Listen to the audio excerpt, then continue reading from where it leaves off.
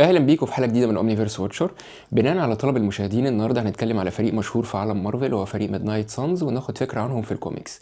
فريق ميدنايت سانز ده فريق سوبر هيروز تبع مارفل كوميكس متكون من الكائنات الخارقه للطبيعه.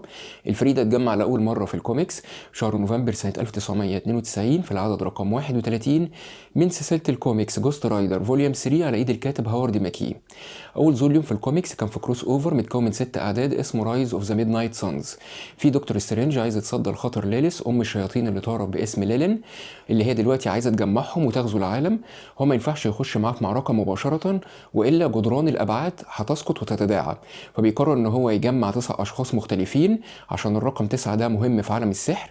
مش بيعرفهم اي تفاصيل بس بيحطهم في مواجهات مختلفه وفرديه مع الليلين. بعد كده بيجمعهم سوا. في شويه منهم بيكون عندهم مشاكل مع ناس تانية بس بيتغلبوا على الكلام ده كله، بيعرفوا يتغلبوا على ليليس.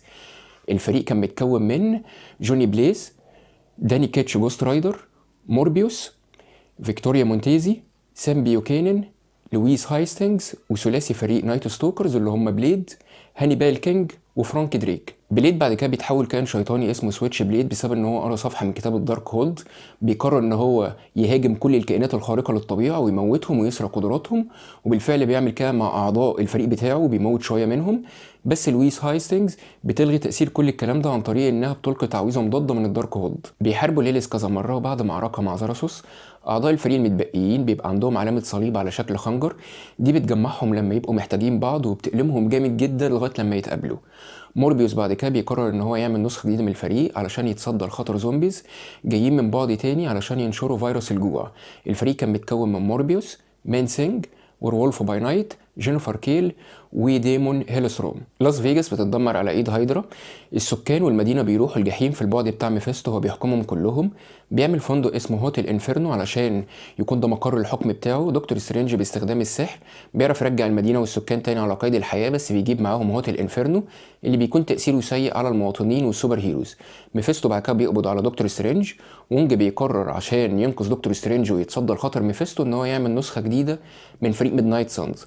الفريق كان متكون من بليد، مستر نايت، إلسا بلودستون، دكتور فودو، مان سينج، ايرون فيست، جوست رايدر اللي هو جوني بليز، وونج، وسكارلت سبايدر. الفريق بيخش في معركه مع الافينجرز المتسيطر عليهم من قبل ميفيستو. جوني بليز بيروح لميفيستو بس ميفيستو بيموته، وده اللي كان عايزه جوني بليز.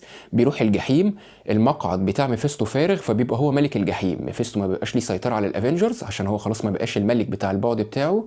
بيحب يرجع هو والفندق بس دكتور سترينج بيمنعه وبيخلي هوتيل انفيرنو هو السجن بتاعه، والافينجرز بيتحرروا. الناس اللي عندهم قدرات سحريه بيشوفوا رؤيه ان هيحصل كارثه في المستقبل وان في نسخه من ميدنايت سانز بتحارب كائنات شريره.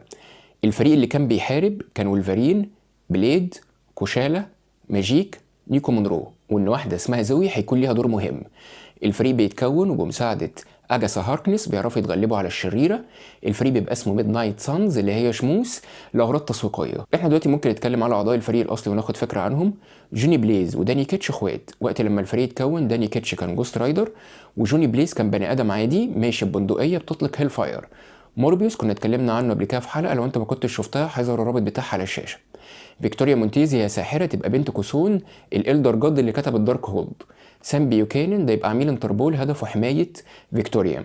لويس هايستنجز دي تبقى عالمه اثار خبيره في الدارك هولد وبتموت على ايد موربيوس. بليد يبقى هيومن فامباير هايبرد يعرف باسم الدي ووكر. هانيبال كينج فامباير محقق اقسم ان هو عمره ما هيتناول دماء بشريه، عنده قدرات زي التلاعب بالطقس والشيب شيفتنج. فرانك دريك ده يبقى بشري حفيد لدراكولا ومعاه بندقيه اسمها ليندا. التلاته دول كانوا مكونين فريق اسمه النايت ستوكرز، هدفهم ان هم يقضوا على دراكولا ويموتوا جميع الفامبايرز. الفريق ظهر في لعبه فيديو جيمز اسمها ميد نايت سانز اللي هي شموس. في اخبار بتقول ان مارفل بتفكر انها تعمل لهم عمل فني جوه الام سي يو، وخصوصا ان في شخصيات كتير اتقدمت بالفعل زي ديمون هيلستروم، مان سينج، وولف باي نايت وغيرهم. بس كده دي كانت حلقه سريعه اتكلمنا فيها على فريق ميد نايت سانز. انا عايزك دلوقتي تقول لي في الكومنتس انت ايه رايك في الشخصيات دي، ايه رايك في الفريق ده. لو مارفل قررت انها تعمل لهم عمل فني انت هتبقى متشوق انك تشوفه ولا لا. احنا الحلقه الجايه هنتكلم على حاجه جديده. لغايه الحلقه الجايه ما تنساش تعمل لايك وشير، لو انت مش عامل سبسكرايب اعمل، وما تنساش تضرب الجرس.